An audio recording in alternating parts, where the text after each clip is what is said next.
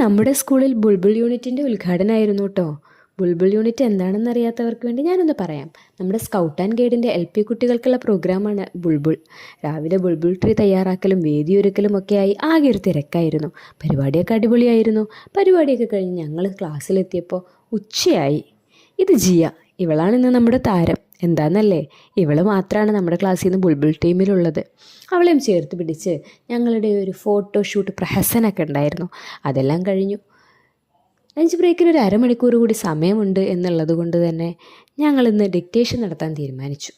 Dictation ഇന്നും നിരാശ തന്നെ. എല്ലാ ദിവസത്തെയും പോലെ വെറും 4 പേർക്ക് മാത്രമാണ് ഫുൾ മാർക്ക് കിട്ടിയത്.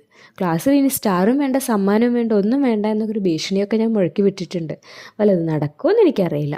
ഉച്ച കഴിഞ്ഞ് ക്ലാസ് എടുക്കേണ്ട എന്ന ശക്തമായ അഭ്യർത്ഥന മാനിച്ച് ഞാനിന്ന് ക്ലാസ് എടുത്തിട്ടില്ല.